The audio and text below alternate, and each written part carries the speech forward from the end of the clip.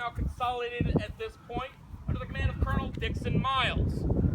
Miles was a longtime veteran of the Army that served in Mexico and Florida and various other posts. And he'd been put here because he'd been accused of being drunk at the Battle of First Manassas. This is half true. He was prescribed laudanum by his doctor, which is a great painkiller. It is a lovely mixture of alcohol and opium. So yes, he was drunk. He was also probably very high. But the pain was gone. So rather than fire him, they decided we won't promote him. We'll put him in Harper's Ferry, where it's nice and quiet, and what could possibly happen? Well, Lee sees that Miles here has not retreated.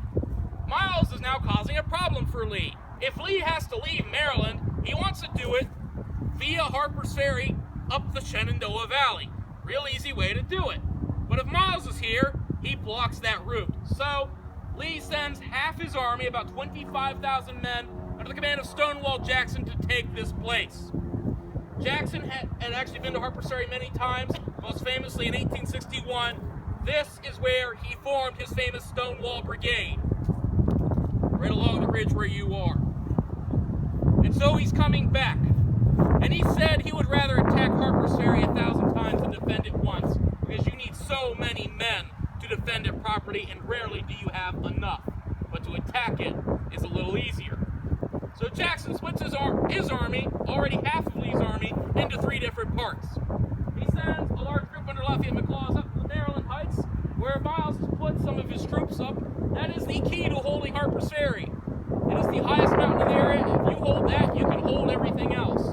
You may not have troops in Harper's Ferry proper, but you still got the big mountain, which means no one else can really hold Harper's Ferry. Miles, though, has not defended just that. He's taken his orders to hold Harper's Ferry at all costs very literally, meaning he has to hold the town physically and have troops in it. So that's actually not his main line of defense. This is his main line of defense. Jackson sees this, attacks Maryland Heights on September 13th. Ugly little fight up there. The Union troops, most of whom have been in the Army maybe 3 weeks, barely know what they're doing, and they come running down the mountain. Now, Miles pretty much has Bolivar Heights and Camp Hill over here. Jackson gets General Walker on Loudon Heights with cannons, where Miles had not bothered to put a single man because he did not think you could get cannons up there. General Walker proves him wrong. And Jackson, with his main body and himself, has swung wide to the ridge behind you, trust me, it's there, called Schoolhouse Ridge. And now Miles is in a nice little triangle, and he's stuck. Miles is also running low on ammunition. Some of his units are down to 4 rounds a man. If you are firing an average of 1 round every 20 seconds, which is normal during the Civil War, that is 1 minute and 20 seconds of fighting that you have left at your hip. And if you're moving slow, well, you're probably going to be shot first. Kind of the reality of war. Miles realizes we can't hold. He's outnumbered 2-1. He's running out of ammunition, and most of his men barely know what they're doing. The Confederate troops have lots of ammunition, twice as many men. They have the high ground, and they know what they're doing. They've been in many battles. Oh, and they're led by Stonewall Jackson, one of the greatest American generals in history. So on the evening of September 14th, Miles decides the next morning he will surrender his army here. He has no hope, he feels, of the main Union Army coming in from Washington, D.C., of rescuing him. However, the cavalry says, we can escape. We have horses, we can get out, at least let us try. Miles reluctantly gives the green light, and on the evening of the 14th, Benjamin Grimes Davis, one of the Union cavalry commanders, leads their New Yorkers and men from Illinois, across the bridge. I don't know. Anyone from Illinois? All right, it's still a mystery. So they go across the bridge. They put burlap sacks over the horses' hooves so they can sneak out and move away. They are challenged once by Confederate troops. Confederate sentry calls out, "Halt! Who goes there?" And now, where are you from? Virginia? You didn't. How about you? Pennsylvania. Good enough. Do you sound Southern? No. No, there are too many R's in your speech. need to pick those back up, Southerners. Same with you New Englanders, too. So, they don't sound very Southern. So, this young, what's your name? Sarah? Last name. We don't have Sarahs in the Army. Stewart. All right, Corporal Stewart here. You've been promoted. If Corporal Stewart here tries to talk to a bunch of Mississippians, Alabamans, or Virginians, she's gonna stand out. Excuse me. Sorry, no women in the Army. You have to pretend. Gonna stand out. Not good. Well, Colonel Davis is a Mississippian. Even though he's from Mississippi, he had stayed loyal to the North and stayed in the Union Army, and therefore he told all of his men, you Yankees, keep your mouth shut, let me talk. Anyone here from Mississippi? So anyhow, Davis does the talking, and he says, 3rd Regiment, in a nice Mississippi accent I'm not going to imitate. And the Confederates let him go. They never asked 3rd Regiment of what. And on they go, and they capture a large number of Confederate supplies and actually make it in time to join the main Union Army at the Battle of Antietam. The rest of the garrison here, not so fortunate. On the morning of September 15th, 1862, the white flags go up.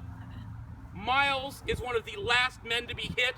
He is hit by a piece of shell in the leg and bleeds out in Lower Town, saving him from the court-martial that followed his surrender. That court-martial, by the way, would determine that Miles' defense of Harper's Ferry was the act of an imbecile. The only time I've ever seen that term used by the Army. So he saved the shame of his defeat, but the Confederates have won what is now known as Stonewall Jackson's greatest victory. 12,500 Union soldiers have laid down their weapons. 13,000 muskets and rifles have been captured, 72 pieces of artillery. And now you have Lee's line of retreat wide open. You got a problem though. Main Union Army, roughly 90,000 men, are on their way from Washington, D.C. Jackson can't stay here. Lee has figured out that the Union Army is on its way. He needs to regroup. So Jackson hauls out of Harper's Ferry, puts the men here on what's called parole, meaning they take a promise that they will not fight until they are traded for Confederate prisoners. They would do a prisoner exchange, like, let's say you're a Union prisoner, you're a Confederate prisoner. Then we do a swap. Now you can go back to fighting. Okay. That's what they do. Well, you get your guys back, I get my guys back. It's the way it works.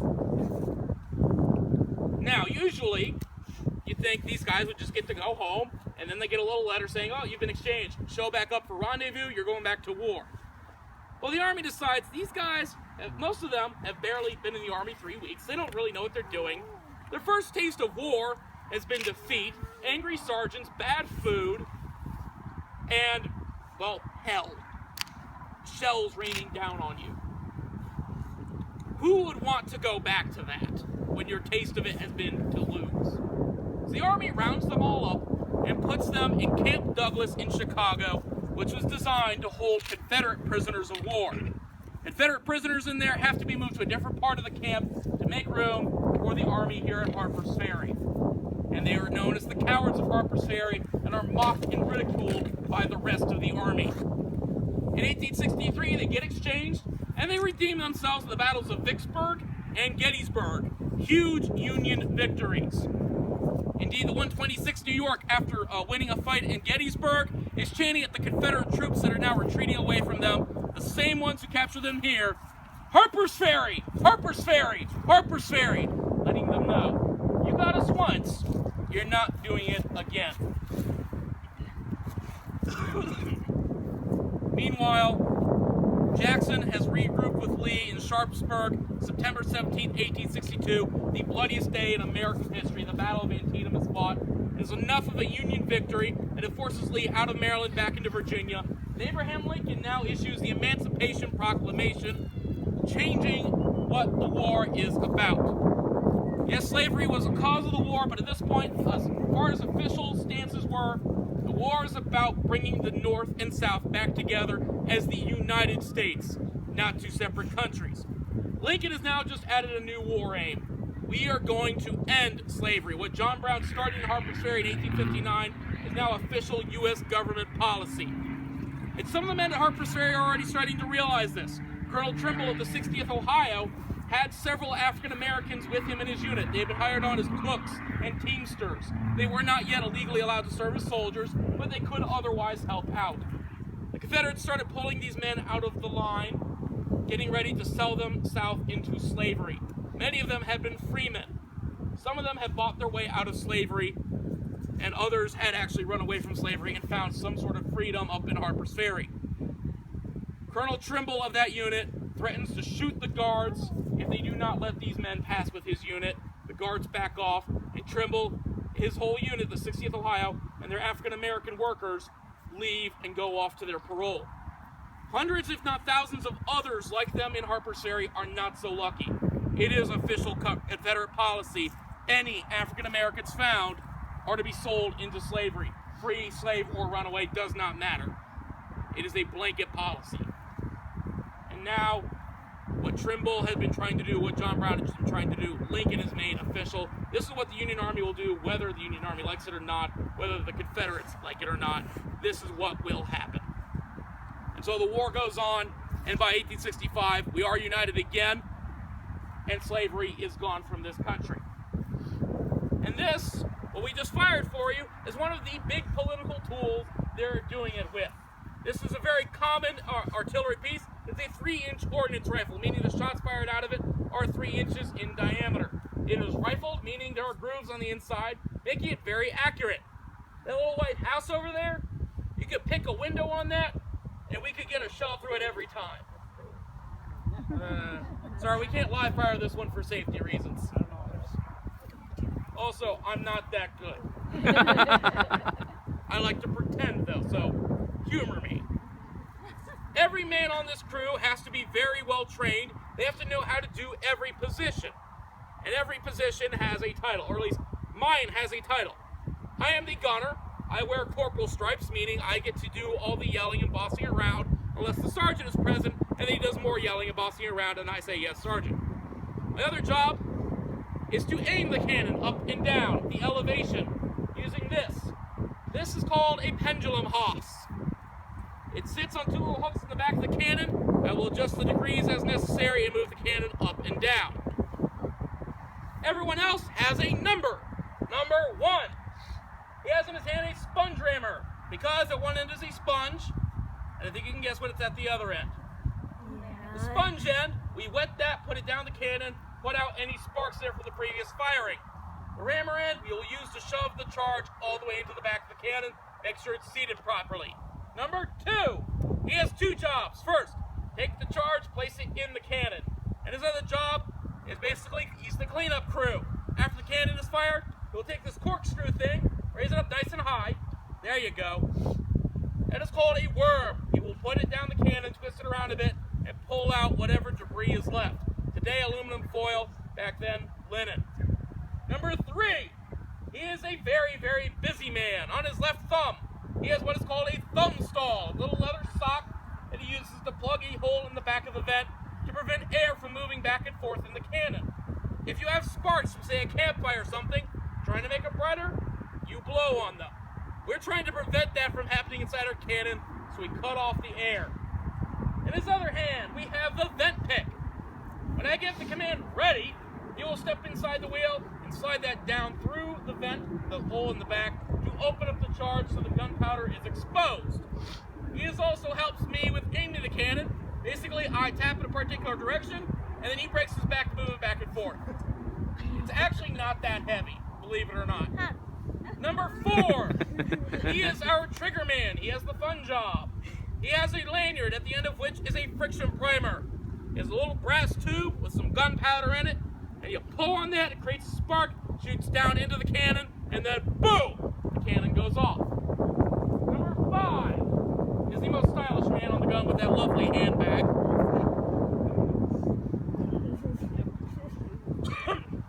I just lost my train of thought. Number 5, bag. Okay, we're good. His job, go to the limber, go up to number 2, drop off the round, and back and forth, back and forth, back and forth.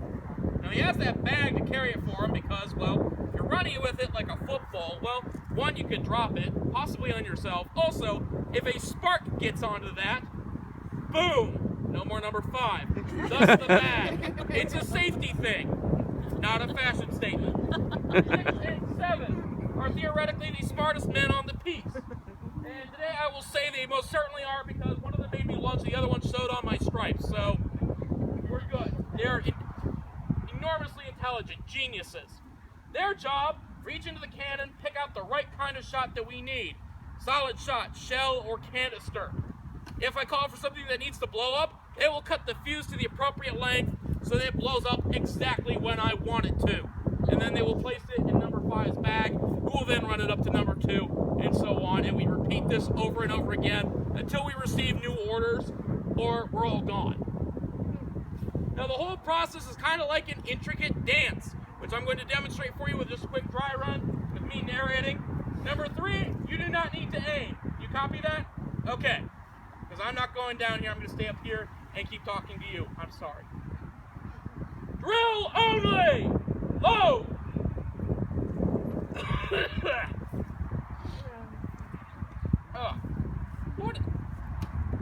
One and 2. I'll fall in his gunner. Okay. Would you like to have the toy? Sorry, my voice is going. 1 and 2 have now stepped inside the wheel. 1 is sponging out the cannon, put out any sparks. Number 2 is about to place the charge in the cannon. 1 has tapped the bottom of the cannon to let number 2 know the cannon's ready to be loaded. Meanwhile, 3 is plugging the vent, and the gunner is aiming the cannon. 1 will charge the round home, and then once he's clear, number 3 will step back to aim the piece, which the gunner will do by tapping the cannon, and then he will do this. This is not the touchdown symbol. We aren't saying go Eagles or whoever, Redskins, I don't know, pick a team. Ready. He's saying it is ready to go. Then he gives the command ready. 3 and 4 step inside the wheel. 3 will put the vent pick down through the vent. Number 4 will place the friction primer in the vent. Then he will look away to indicate to the gunner that the cannon is now ready to be fired. Fire. And then boom, the cannon goes off. Historically, at full speed, a cannon crew should be able to go 3 rounds a minute. Now, we're not aiming with this, we're just shooting as fast as we can, which usually is what your safety is in 1862 if you want to live. Today, we take probably about a minute because we're trying to be safe for our own standards. No one's shooting at us, we want to be careful. During the Civil War, if you're going to be very careful, the enemy better not have any cannons pointed back at you. Gunner? Yes. I'm going to be gone for a minute. Yes, Sergeant? It's on the uprange. I just want to make sure they're off the range. So go ahead and fire. I'll wait till Harper's Yes.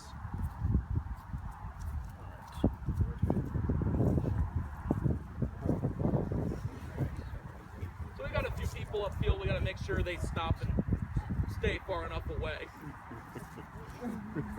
Yeah. There is a legal limit that they have to be far away. They're technically not on the range as long as they're not in front of the gun, but we just don't want to scare them, you know. They don't come any closer. They're firing in their direction. It might scare them. This is Halloween, though, so maybe it'd be appropriate. Funny. Are we clear, Sergeant?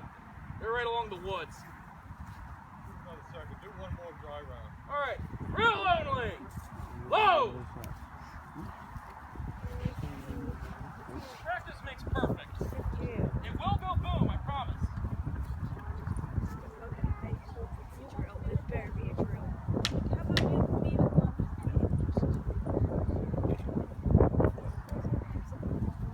I'll lean closer with it.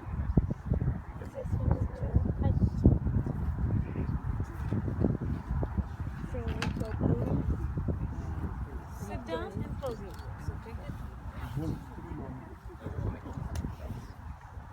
Ready.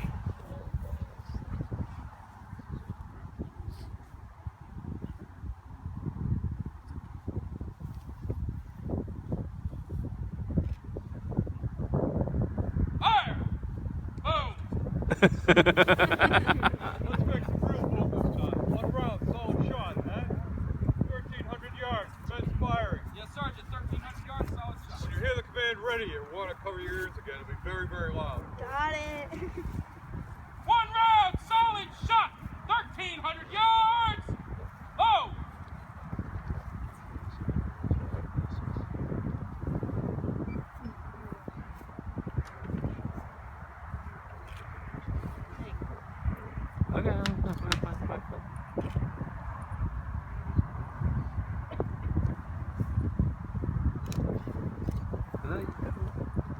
about you?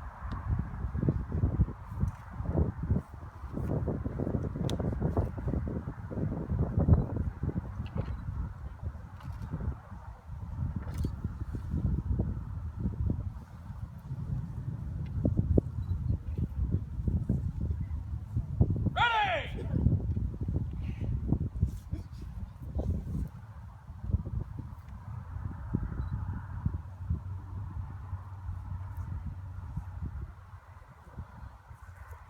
Fire! Whoa, whoa, whoa. Oh my. These fires are on the feet.